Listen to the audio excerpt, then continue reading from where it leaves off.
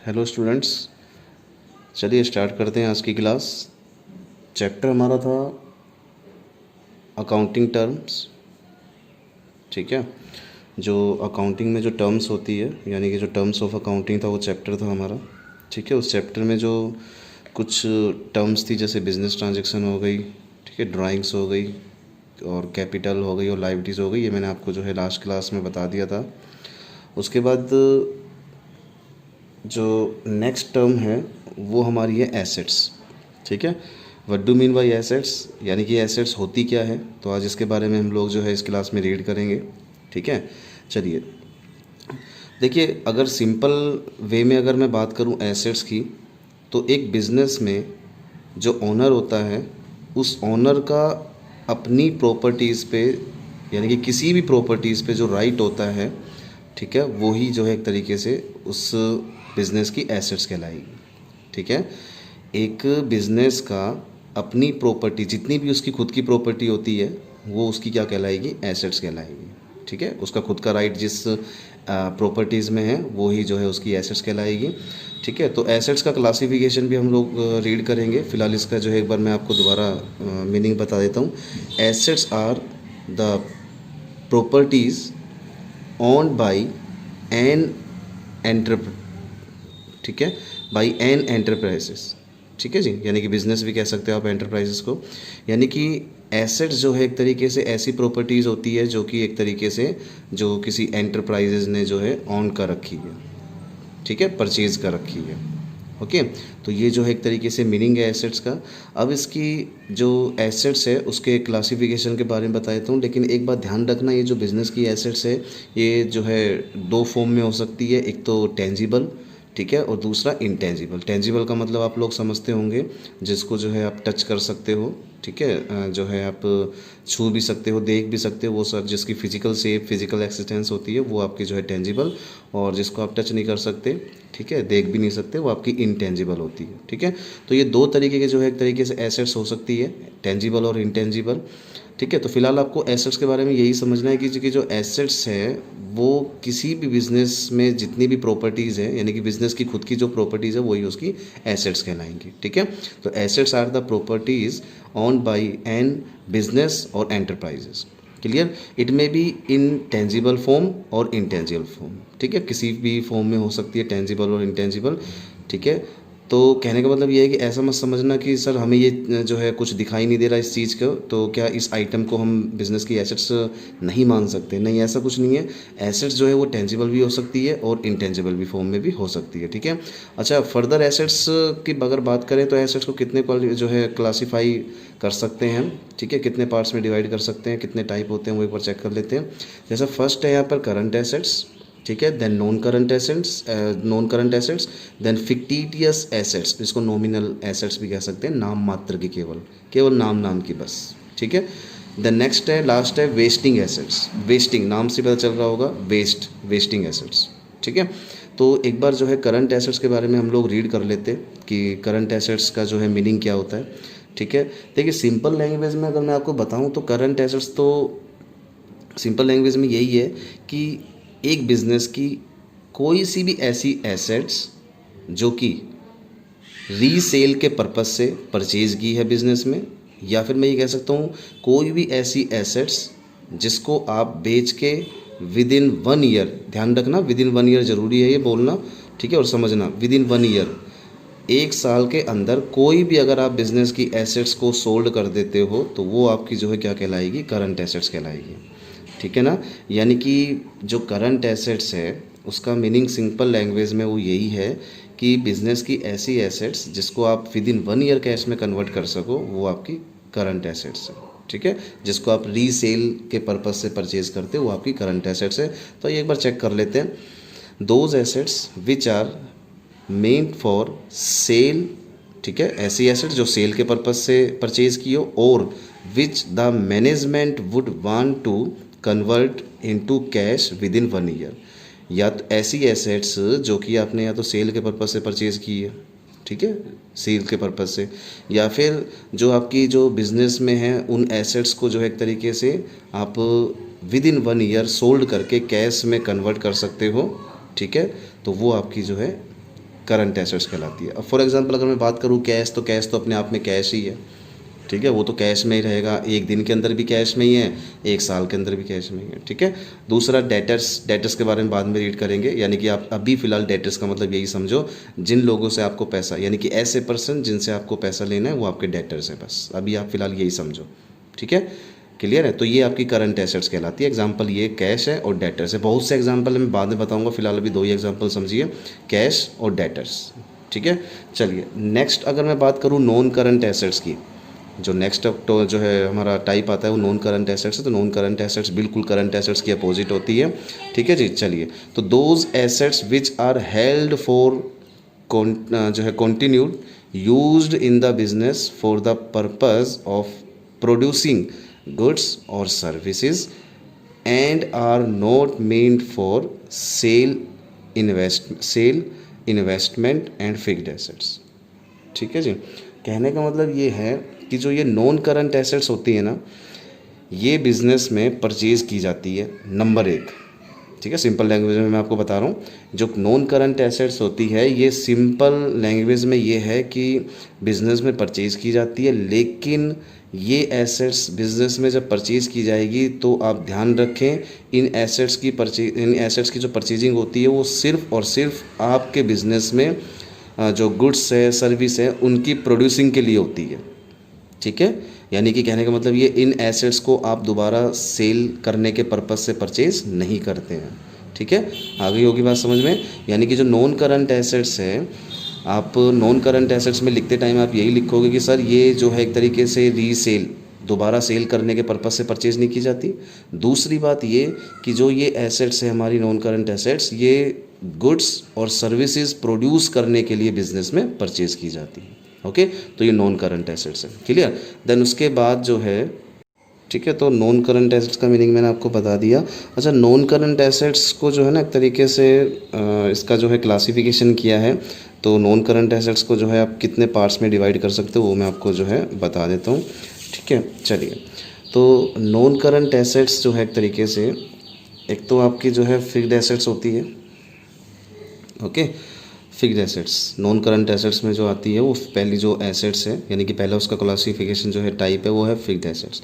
अब fixed assets भी same non current assets की ही जो है एक तरीके से पार्ट होती है। तो इसके बारे में अगर मैं बात करूं, fixed assets are those non current assets, यानी कि वो ये जो फिक्स्ड एसेट्स होती है वो नॉन करंट एसेट्स होती है, वो वाली नॉन करंट एसेट्स होती है जिसको आप वो ही दोबारा से रीसेल के पर्पज़ से जो है परचेज़ नहीं करते, ठीक है, बल्कि आपकी जो बिज़नेस की अर्निंग कैपेसिटी होती है ना, कमाने की जो आप कैपेसिटी बोलते हो जिसको अर्निंग कैपेसिटी, ठीक है, आपकी जो ये कहते हैं कि जो इच्छा है कि यार मैं और कमाऊँ, ठीक है, कमाने की जो एक तरीके से जो आपकी डिज़ायर वो इंक्रीज़ होती चली जाए बिज़नेस की, तो उस पर्पज़ के लिए आप इन एसेट्स को बिज़नेस में परचेज़ करते हो, ठीक है जी। तो कहने का मतलब ये है कि जो सबसे पहली बात तो ये है कि जो नॉन करंट एसेट्स है वो रीसेल के पर्पज़ से परचेज़ नहीं की जाती है, ठीक है जी। और दूसरा कि जो नॉन करंट एसेट्स है वो बिज़नेस को लॉन्ग टर्म तक रन करने के लिए जो है परचेज़ की जाती है, ठीक है ना, बेचने के पर्पज़ से नहीं परचेज़ करते आप। बेचते कब हो, जब आपका बिज़नेस जो है एक तरीके से शट डाउन हो जाता है, उसका यानी कि क्लोज हो जाता है, वाइंड अप हो जाता है, जब आप हमेशा बिज़नेस को बंद कर दोगे, जब आप उस एसेट्स को बेचोगे, इससे पहले नहीं बेचोगे, ठीक है, क्योंकि वो आपके बिज़नेस को रन करने में आपकी हेल्प करती है। तो कहने का मतलब ये है कि जो फिक्स्ड एसेट्स है ना, वो सबसे पहली बात तो ये है कि जो बिज़नेस में परचेज़ की जाती है वो रीसेल के पर्पज़ से परचेज़ नहीं की जाती है कि आप उसको दोबारा बेचो, ऐसा कुछ नहीं है, ठीक है। और दूसरी बात ये कि वो एसेट्स आपकी अर्निंग कैपेसिटी को बढ़ाती रहती है, ठीक है, आगे बात समझ में, यानी कि आपको पैसा कमा के देती है, सिंपल सी बात ये है। तो फिक्स्ड एसेट्स के जो है एक तरीके से दो क्लास जो है टाइप होते हैं, टेंजिबल एसेट्स और इनटेंजिबल। तो टेंजिबल एसेट्स का मतलब क्या है, those assets which can be seen, ऐसी एसेट्स जो देखी जा सकती है, जिसको आप टच कर सकते हो, ठीक है, आगे बात समझ में, वो आपकी कौन सी एसेट्स कहलाएगी, टेंजिबल। फॉर एग्जांपल आप कुछ भी ले लो जिसको आप टच कर सकते हो, आपके बिजनेस में जो आपने परचेज़ किए, जैसे कंप्यूटर हो गया, ठीक है, लैंड एंड बिल्डिंग हो गया, फर्नीचर भी है, काफ़ी इनके एग्जांपल है वो मैं बाद में दूंगा, फिलहाल अब 2 ही एग्जांपल समझो, कंप्यूटर, लैंड एंड बिल्डिंग, या फिर एक और ले लो फर्नीचर वगैरह, ठीक है। चलिए, तो दूसरा जो इसका टाइप आता है वो फिक्स्ड एसेट्स का इंटेंजिबल एसेट्स के बारे में रीड करते हैं। Those assets which do not have a physical existence, ठीक है, it can not be seen, touch भी नहीं की जा सकती क्योंकि इसकी फिजिकल जो है फॉर्म नहीं होती है, फिजिकल एक्सिस्टेंस नहीं होती, इसलिए टच नहीं की जा सकती। और दूसरा, ये देखी भी नहीं जा सकती, ठीक है। जैसे गुडविल, ट्रेडमार्क। गुडविल का मतलब आप लोग समझ लो कि प्रॉफिट होता है, प्रॉफिट, ठीक है। जो भी आपने जो है एक तरीके से अर्निंग वगैरह की है उसको आप लोग नहीं देख सकते, ठीक है। तो ऐसी चीज़ें जिसको नहीं देख सकते वो आपकी जो है एसेट्स कौन सी, इंटेंजिबल। तो गुडविल को आप टच नहीं कर सकते, देख नहीं सकते, इसलिए intangible.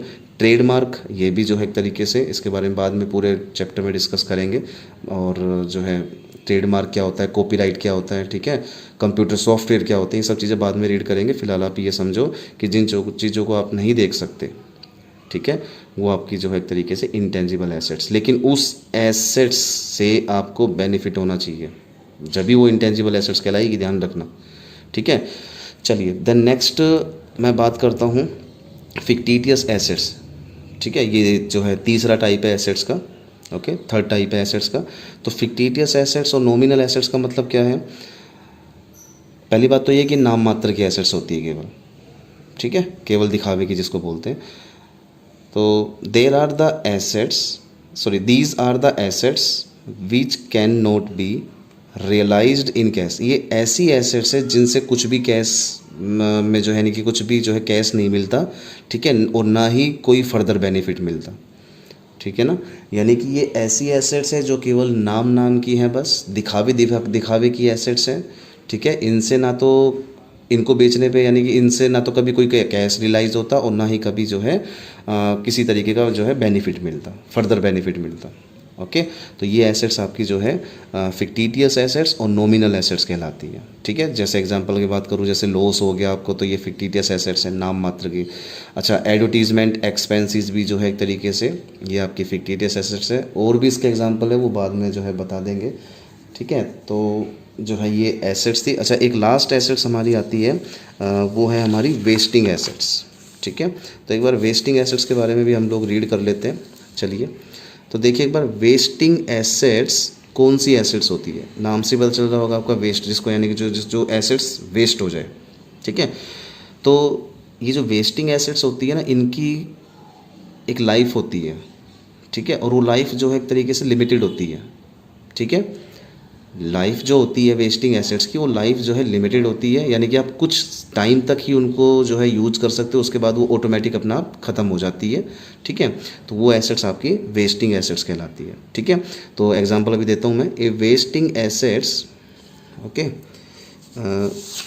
A wasting assets is a type of assets, एक तरीके की एसेट्स का ही टाइप है ये, ठीक है, whose useful life is limited, जिसकी लाइफ लिमिटेड होती है, and its value decreases over time, और टाइम के अकॉर्डिंग इसकी जो वैल्यू है वो क्या हो जाती है, डिक्रीज हो जाती है, ठीक है। जैसे ऑयल वेल हो गया, ठीक है, जो नेचुरल रिसोर्सेज होते हैं वो सारी वेस्टिंग एसेट्स कहलाती है, नेचुरल रिसोर्सेज वेस्टिंग एसेट्स कहलाती है, ठीक है। ऑयल हो गया, टिम्बर हो गए, कोल हो गए, नेचुरल गैस हो गई, ये सारे के सारे क्या हो जाएंगे आपके। और जो कोल माइन वगैरह होती है, ये सब चीज़ें जो है आपकी वेस्टिंग एसेट्स कहलाती है। यानी कि आप इनको है ना जो है एक तरीके से लिमिटेड टाइम पीरियड तक जो है आप यूज़ कर सकते हो, उसके बाद ये ऑटोमेटिक ख़त्म हो जाती है, ठीक है। पहले के टाइम में यार बहुत ज़्यादा कोयले चलते थे, ठीक है। आप लोग जो है एक तरीके से देखते थे कि जो ये अपने रेल इंजन होते थे, ठीक है, ये जो है एक तरीके से अलग ही इंजन होते थे, ठीक है, स्टीम इंजन होते थे। और आजकल जो है डीजल वगैरह इंजन होते हैं। तो क्योंकि पहले क्या था कि पहले कोयले को जो है कोल बहुत ज़्यादा होते थे, ठीक है, माइन में से कोल निकालते रहते थे। लेकिन अब ये टाइम ऐसा आ गया कि यहाँ जो है एक तरीके से कोल वगैरह जो है ख़त्म होने लगा है, तो इस वजह से जो है ये अपना डीजल इंजन चलने लगे हैं, ठीक है। तो इस वजह से जो है, अच्छा ऑयल का भी ले लीजिए आप, तेल के कुएँ जिसको बोलते हैं। ऑयल वेल से ना कुछ टाइम पीरियड तक ही आप ऑयल निकाल सकते हो, उसके बाद वो ख़त्म हो जाते हैं, सूख जाते हैं, ड्राई हो जाते हैं। तो ये सब चीज़ें जो है आपकी वेस्टिंग एसेट्स ही कहलाती है, ओके। अच्छा, नेक्स्ट जो है एक तरीके से अभी टॉपिक जो है हमारा परचेज़ का आता है, ठीक है। तो देखिए, परचेज़ का जो है सिंपल वे में अगर मैं मीनिंग बताऊं तो परचेज़ जो वर्ड है वो यूज़ किसके लिए किया जाता है अकाउंटेंसी में, ठीक है।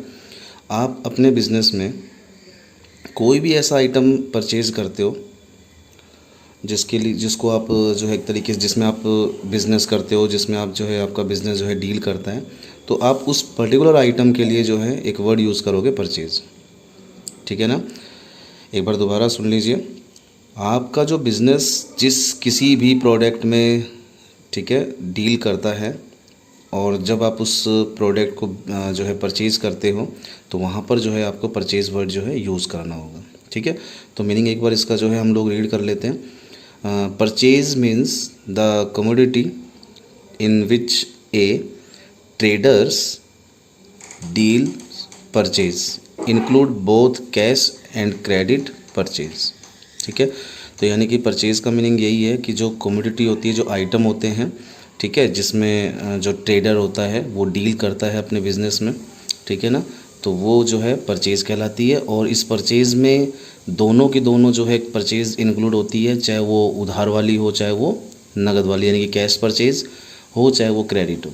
ठीक है। कैश और क्रेडिट का मतलब तो आप लोग समझते ही होंगे। जब भी आप कुछ गुड्स, जब भी कोई आइटम आप कैश पे करके परचेज़ करते हो तो वो कैश परचेज़ कहलाती है। और इसी तरीके से जो है जब आप जो है एक तरीके से क्रेडिट परचेज़ करते हो, ठीक है, यानी कि जो है उधार परचेज़ करते हो तो उसको क्रेडिट परचेज़ बोलते हैं। ठीक है। तो परचेज़ जो है उसमें बहुत कैश और क्रेडिट परचेज़ इंक्लूड की जाती है। ठीक है। तो जो है एक तरीके से यही परचेज़ का मीनिंग है। और एक बात ध्यान रखना, यहाँ जो परचेज़ वर्ड यूज़ किया जाता है वो गुड्स के लिए जो है यूज़ किया जाता है। ये स्पेशल है, ये ध्यान रखना, ये स्पेशल बात है। This term is used only for the purchase of goods. ठीक है ना। ऐसा मत समझना कि सर हमारा बिज़नेस तो जो है वो फर्नीचर का है, फर्नीचर में हम डील करते हैं, तो अगर हम फर्नीचर से रिलेटेड कुछ भी परचेज़ करते हैं, ठीक है ना, तो जो है वो तो आपके लिए क्या कहलाएगा, परचेज़ कहलाएगा, क्योंकि वो परचेज ऑफ गुड्स है, क्योंकि आप उसमें डील करते हो। ठीक है। लेकिन आपने फर्नीचर बनाने के लिए प्लांट एंड मशीनरी परचेज़ कर रखी है, ठीक है, या फिर और कोई अदर मशीनरी परचेज़ कर रखी है, तो वो जो मशीनरी है, ठीक है, वो आपके बिज़नेस की जो है एसेट्स कहलाएगी। आप उसके लिए परचेज वर्ड यूज़ नहीं कर सकते। ठीक है। तो यानी कि सिंपल सी बात ये है कि जो परचेज वर्ड यूज़ किया जाता है, ये जो टर्म जो है यूज़ की जाती है, वो केवल आपके उस आइटम के लिए जो है यूज़ की जाती है जिसमें आप डील करते हो, आपका बिज़नेस डील करता है। ओके। द नेक्स्ट जो आपकी टर्म आती है वो इसी परचेज से रिलेटेड होती है, परचेज रिटर्न। या नाम से ही पता चल रहा है, purchase return, purchase return. Okay. तो परचेज रिटर्न का मतलब क्या है कि जब आपने कुछ गुड्स परचेज किया, अगर वो आपके ऑर्डर के अकॉर्डिंग ना हो, स्पेसिफिक ना हो, या डिफेक्टिव निकल गया हो, या जो है डैमेज हो गया हो, ठीक है, इन ट्रांजिट, तो ऐसे में आप क्या करते हो, उसको रिटर्न कर देते हो। ठीक है। तो यही आपकी परचेज रिटर्न कहलाती है। तो देख लीजिए एक बार इसका मीनिंग, व्हेन परचेज्ड गुड्स, जब खरीदा हुआ माल, when purchase goods are return to the supplier, जिससे आपने परचेज किया है, जिस पर्सन से यानी कि सप्लायर से आपने वो ख़रीदा था, उसको अगर आप रिटर्न कर देते हो तो वो परचेज रिटर्न कहलाती है। किस कारण से रिटर्न कर देते हैं, due to some reason. For example goods are defective, अगर जो है डिफेक्टिव निकल गया, या फिर आपके जो है अकॉर्डिंग ऑर्डर के अकॉर्डिंग ना हो, सैंपल के अकॉर्डिंग ना हो, तो आप ऐसे में उसको रिटर्न कर देते हो। ठीक है। तो ये आपकी जो है परचेज रिटर्न थी। Okay.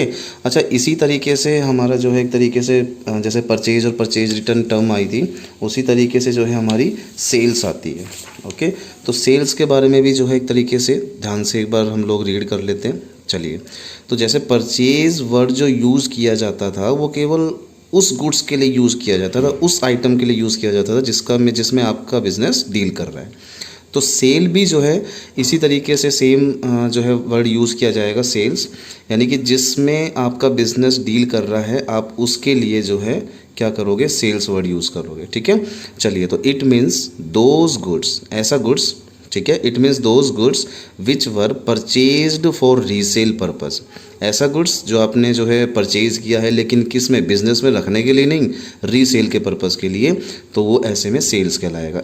It include both cash and credit sales, जैसे परचेज़ में बोथ जो है एक तरीके से बोथ परचेज़ इंक्लूड की जाती थी, कैश और क्रेडिट, इस सेल्स में भी कैश वाली जो है सेल्स भी और क्रेडिट वाली सेल्स भी इंक्लूड की जाती है। ठीक है।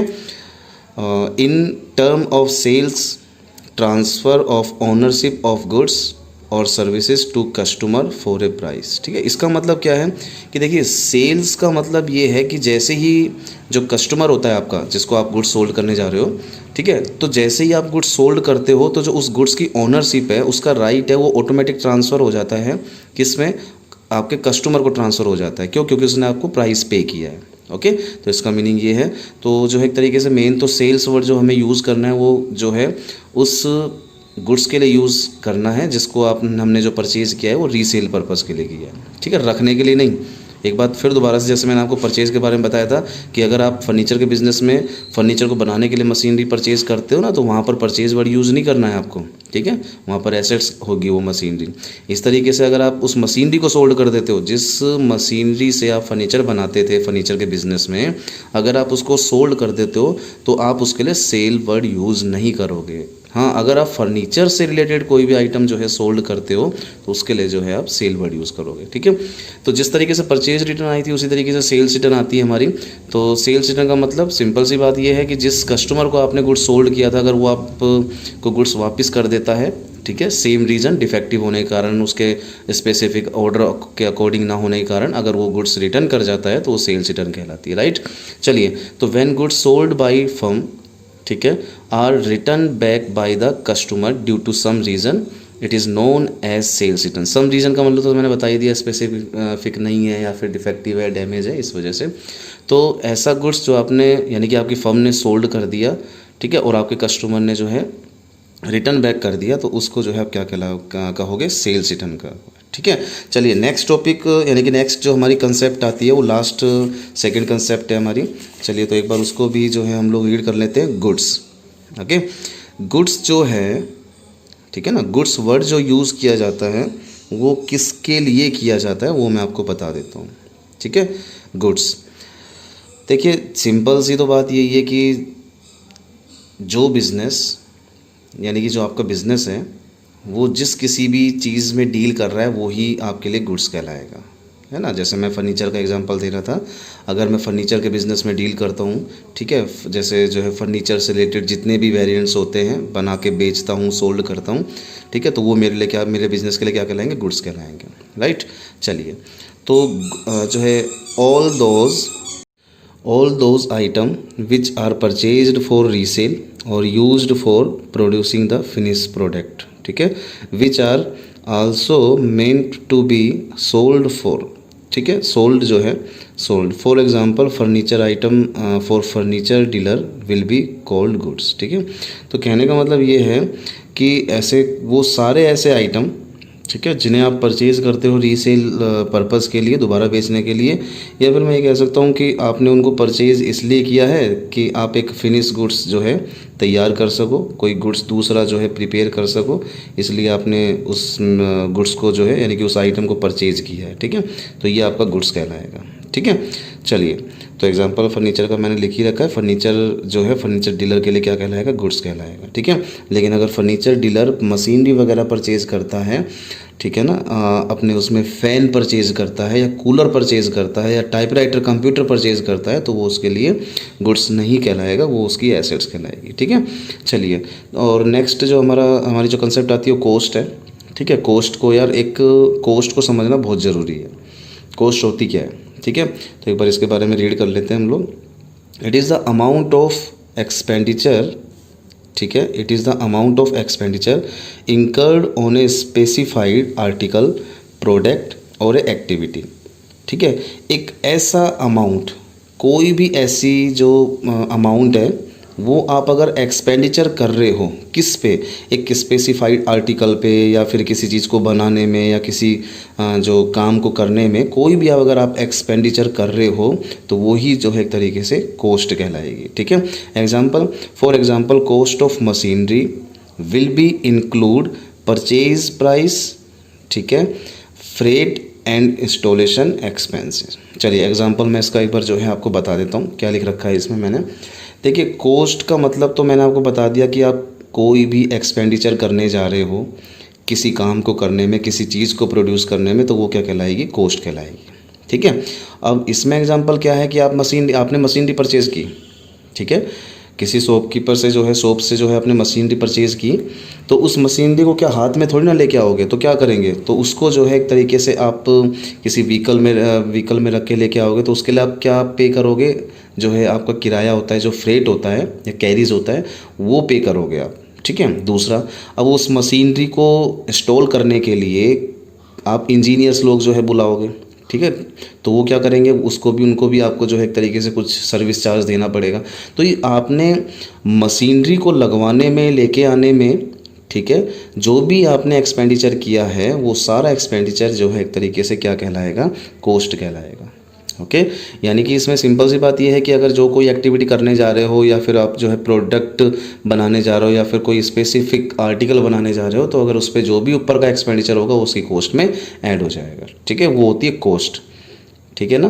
किसी भी काम को करने जा रहे हो तो उस पर जो एक्सपेंडिचर लगा वो कॉस्ट कहलाएगा। ठीक है। तो आज की क्लास इतनी थी। देन नेक्स्ट क्लास में जो है हम लोग और भी जो है अकाउंटिंग टर्म्स के बारे में रीड करेंगे। ठीक है। मिलते हैं नेक्स्ट क्लास में।